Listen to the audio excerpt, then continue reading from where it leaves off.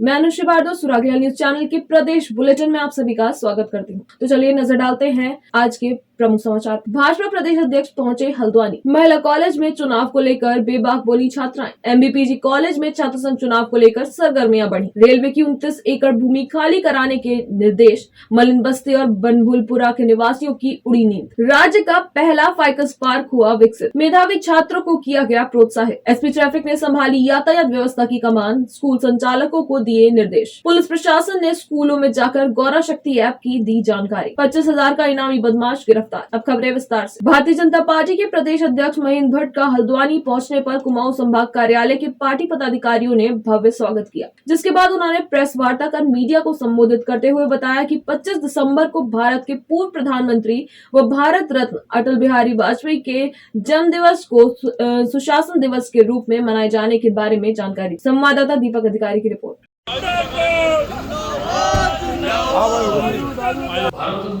अटल जी का जन्म दिवस है। नजीर पेश किया पुष्कर सिंह धामी जी ने।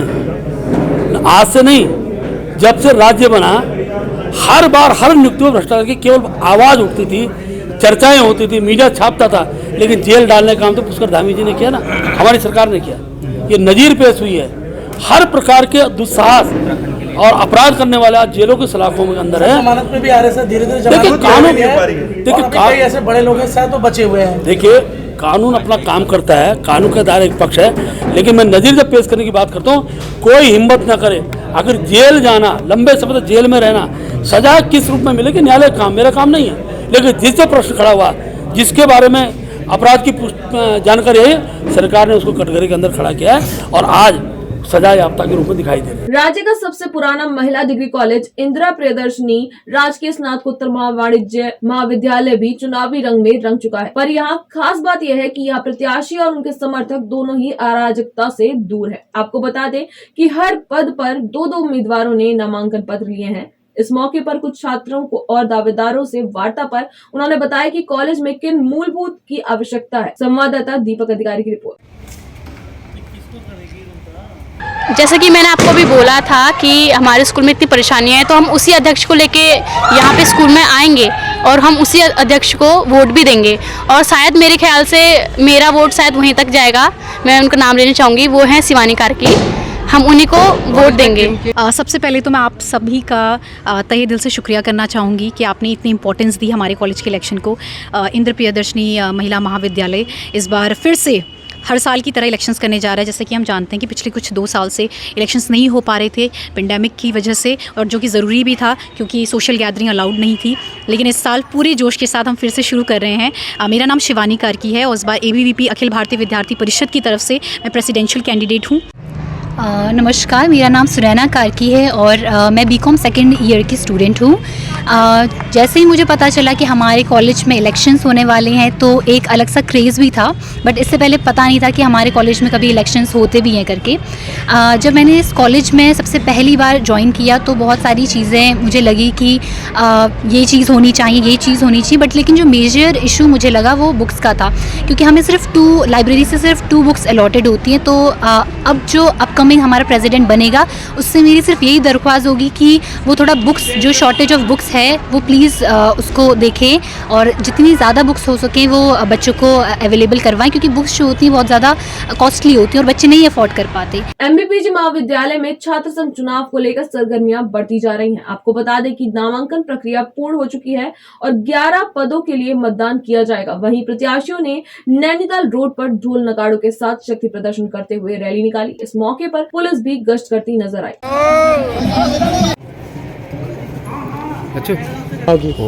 आज नामांकन की प्रक्रिया पूरी हो जाएगी शाम 3 बजे तक। उसके बाद कल नामांकन पत्रों की जांच और जो वैध प्रत्याशी हैं उनकी सूची भी कल हम 4 बजे जारी कर देंगे। उसके बाद 22 तारीख को तैयारी रहेगी इसकी पूरी, बूथ निर्माण है और हमारा जो काउंटिंग बूथ है उनका निर्माण किया जाएगा। 23 तारीख को जनरल गैदरिंग का आह्वान बच्चों के द्वारा किया जाएगा, बच्चों को संबोधित किया जाएगा। पहले इस सवाल का ये है कि हमारा ऐसा कुछ नहीं था और हम नहीं मानते कि हमारे सामने कोई है करके। हम परिषद ने हमेशा महाविद्यालय में कार्य किया है, हमारी टीम ने हम कार्य किया है परिषद के अंदर छात्र छात्राओं के बीच में हमने कार्य कर रखा है। हम नहीं मानते कि कोई हमारी टक्कर में है, हमारी लड़ाई बस हमसे है। हमने 24 तारीख को शाम को परिषद ने अपने जीत का परचम लहराना है बस। और दूसरी बात आपकी ये रही जो बहन का कहना है, ऐसा कुछ नहीं है। हम संगठन में अब कार्य कर रहे हैं और कभी इधर उधर जाना है हमने तो ऐसा तो कुछ है नहीं कि गाड़ी ले जा रहे हैं तो इसी वजह से ये टिकट मिल रहा है। अब हम जा रहे हैं तो इसमें हमारी गलती तो है नहीं कि हम गाड़ी लेके चले गए या कुछ लेके चले गए। अब यहाँ से कहीं जाना है तो हम गाड़ी ले जा रहे हैं तो इसमें हमारा कोई वो तो है नहीं। देखिए संगठन हमेशा सर्वोपरि रहता है, ये बात सबको पता है, लेकिन संगठन के कुछ चुनिंदा लोगों द्वारा जो मुझे नकार दिया गया और ये लड़ाई मेरे मान सम्मान की है और इस लड़ाई को आज मैं मैदान पे उतर चुकी हूँ निर्दलीय प्रत्याशी, जिसके छात्र शक्ति के दम पर मैं चुनाव लड़ने जा रही हूँ। ये जो बाकी दो प्रत्याशी हैं वो दोनों एक ही संगठन को बिलोंग करते थे, लेकिन उनमें दो फाड़ हो चुके हैं आज संगठन के। एक निर्दलीय प्रत्याशी लड़ रहा है और एक दूसरा संगठन से लड़ रहा है। और जो संगठन नारी का सम्मान करना नहीं जानता उसमें ही दो फाड़ उसी चक्कर से हुए और उसके पास जितना भी समर्थन है वो उसी संगठन का है। तो इस कारण हमें अपनी जीत सुनिश्चित लग रही है और हमारी जीत पक्की है, बिल्कुल विश्वास है हमें, हम जीत के आएंगे। अभी 2:15 बज रहे हैं, 3 बजे तक जो है पूरे नामांकन की प्रक्रिया पूरी होगी। तो अभी तक जो हमारे पास जो है जो जानकारी हासिल हुई है, प्रेसिडेंट के लिए जो है 4, वाइस प्रेसिडेंट के लिए 3, गर्ल्स वाइस प्रेसिडेंट के लिए 1, secretary 2, joint secretary 2, treasurer 3, cultural secretary के लिए 2 और यूनिवर्सिटी रिप्रेजेंटेटिव में जो है आपके 2 लोगों ने अपना नामांकन किया है। और संकाय की प्रतिनिधि के तौर पे जो है विज्ञान से जो है 7, वाणिज्य से 4 और जो है 8 से 9। तो अभी तक टोटल जो है 39 प्रत्याशियों ने जो है नामांकन अपना दाखिल कर दिया है। हाईकोर्ट की ओर से रेलवे की 29 एकड़ भूमि खाली कराने के निर्देश आते ही एक बार फिर मलन बस्ती और बनभूलपुरा के निवासियों की नींद उड़ चुकी है। आपको बता दें कि उत्तराखंड उच्च न्यायालय ने हल्द्वानी से अतिक्रमणकारियों को 1 हफ्ते में नोटिस जारी कर हटाने के आदेश दिए हैं।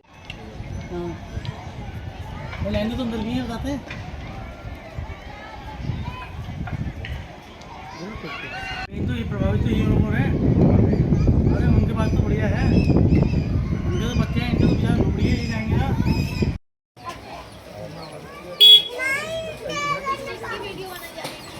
लाल कुआं में वन अनुसंधान केंद्र ने फाइकस गार्डन विकसित किया है, जो कि उत्तराखंड का पहला फाइकस पार्क है, जिसे जल्द लोगों के लिए खोल दिया जाएगा। आपको बता दें कि इसमें फाइकस की 150 दुर्लभ प्रजातियों को संरक्षित किया गया है। संवाददाता दीपक अधिकारी की रिपोर्ट।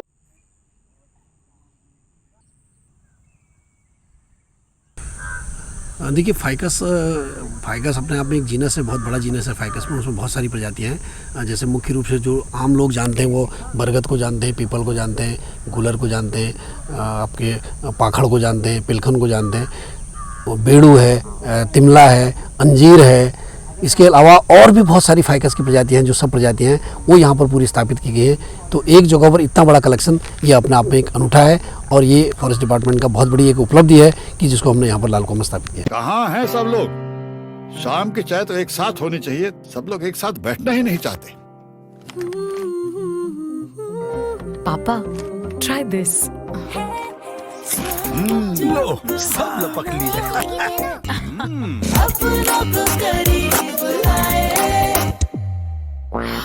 ये क्या हाल कर दिया है रूम का? बस कल से चाय मेरे रूम में। देवरपन नमकीन अपनों को करीब। रामकुमारी सरस्वती विद्या मंदिर इंटर कॉलेज में मेधावी छात्रों को प्रोत्साहित किया गया। इस दौरान मुख्य अतिथि राज भट्ट ने छात्रों का उत्साह बढ़ाया और गरीब छात्रों को शिक्षा में सहयोग करने के लिए आश्वस्त किया। संवाददाता गुरदीप सिंह की रिपोर्ट।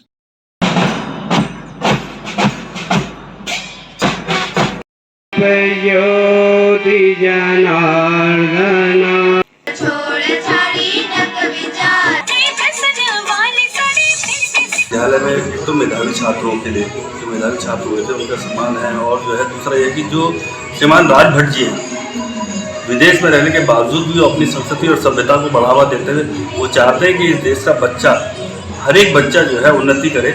उस विचार से वो हर वक्त विद्यालय में जाते हैं और उनको सहयोग, और कुछ लोगों बच्चों को गोद लेते हैं, उनको हर तरह की पढ़ाई की शिक्षा उपलब्ध कराते हैं। तो वो उस विचार से 3 साल से हमारे विद्यालय में आ रहे हैं उन्होंने पिछले वर्ष लगभग 10 बच्चे हमारे विद्यालय से गोद लिए थे। उनकी पूरी शिक्षा की उन्होंने जिम्मेदारी ली है, तो उनके आगमन पर इस कार्यक्रम को रखा गया है। और जो हमारा विद्यालय है ये समाज सेवा से चलता है, इसका जो भी आय है वो सब यहीं लगती है। ये किसी का प्राइवेट नहीं है, RSS का अपना विद्यालय है जो समाज सेवा के लिए बना है। तो यहाँ पर हमें ज़रूरत रहती है ऐसे समाज सेवकों की भी जो सहयोग दें और इस विद्यालय को आगे लेने की तरक्की करा पाएँ बच्चों की। तो उनकी संस्कृति सभ्यता को ध्यान में रखते हुए हम इसकी हर क्लास को इलेक्ट्रॉनिक बनाना चाह रहे हैं, कम फिजिक्स लैब है, केमिस्ट्री लैब है, आधुनिक बनाना चाह रहे हैं। तो उन सब चीज़ के लिए आज उनका स्वागत किया गया है। हल्द्वानी की चरमराई यातायात व्यवस्था को दुरुस्त करने के लिए इन दिनों नैनीताल पुलिस जगह जगह यातायात संबंधित गोष्ठी का आयोजन कर जागरूकता अभियान चला रही है, जिसके चलते अपर पुलिस अधीक्षक यातायात डॉक्टर जगदीश चंद्र ने ग्राउंड जीरो पर उतरकर यातायात व्यवस्था की कमान संभाली और स्कूल कर्मियों से भी अपना सहयोग देने की बात कही। संवाददाता दीपक अधिकारी की रिपोर्ट।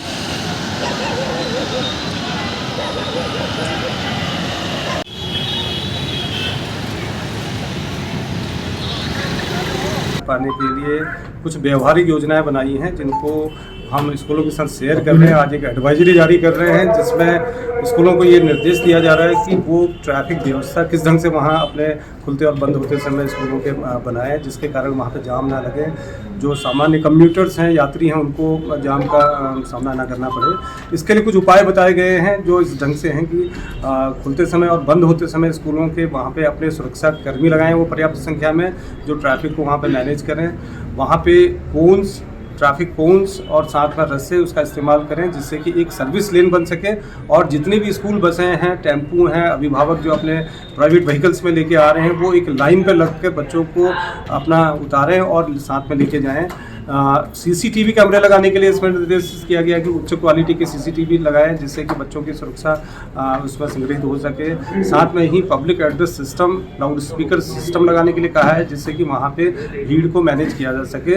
पार्किंग व्यवस्था चिन्हित करने के लिए कहा गया है कि अपने अपने स्कूलों के पास में अगर वहाँ पे नहीं है तो अगल बगल में कहीं देख लें जिससे कि सड़कों पर जाम ना लगे। ये तमाम सारी चीज़ें आज सभी स्कूल प्रबंधकों और प्रधानाचार्यों को भेजी जा रही हैं लिखित रूप में। हमें उम्मीद है कि स्कूल प्रशासन इसमें सहयोग करेंगे।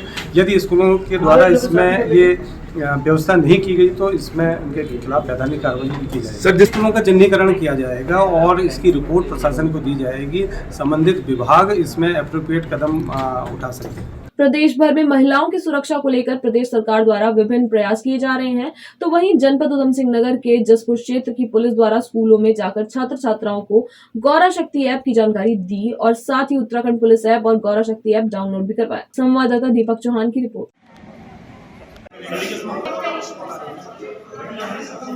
ये महिलाओं की सुरक्षा के संबंध में उत्तराखंड साथ माननीय मुख्यमंत्री महोदय द्वारा एक गौरा शक्ति ऐप लॉन्च किया गया है। इसी क्रम में आज हमने ये BSB स्नातकोत्तर महाविद्यालय है, यहाँ हम लोग आए पूरे स्टाफ के साथ में। सभी के एंड्रॉयड फ़ोनों में उत्तराखंड पुलिस ऐप और गौरा शक्ति जो ऐप है डाउनलोड कराया गया है। उन्हें महिला सुरक्षा के बारे में बताया गया, इसको उपयोग करने के कैसे उपयोग करना है ये सब कुछ बताया गया है। ये अभियान लगातार जारी है। इसी प्रकार अन्य विद्यालयों में भी ये प्रक्रिया चल रही है। नशे के विरुद्ध जो अभियान चला है ये भी, और इसके अलावा यातायात जागरूकता के संबंध में सारी चीजें बताई गई हैं सभी। पुलिस प्रशासन द्वारा इनामी बदमाशों की धरपकड़ को लेकर चलाए जा रहे अभियान के तहत खटीमा पुलिस ने आज मुखबिर की सूचना पर फरार चल रहे 25,000 के इनामी बदमाश को गिरफ्तार कर न्यायालय में पेश किया गया है। संवाददाता गुरदीप सिंह की रिपोर्ट। कोतवाली खटीमा की टीम के द्वारा ये बंटी नाम का व्यक्ति है, ये 25,000 का इनामी है, इसको गिरफ्तार किया गया है। ये यहीं पर पंजीकृत मुकदमा था जिसमें धारा 308, 323 और 504 में ये इनामी चल रहा था और ये पकड़ में नहीं आ रहा था। लेकिन कल हमारी जो कोतवाली की टीम है इनने काफ़ी मेहनत करके उसको अरेस्ट किया है, तो अब उसको माननीय न्यायालय में पेश किया जा रहा है। फिलहाल के लिए बस इतना ही। उत्तराखंड से जुड़ी सभी खबरों को जानने के लिए जुड़े रहिए सुरागीला न्यूज चैनल से। धन्यवाद।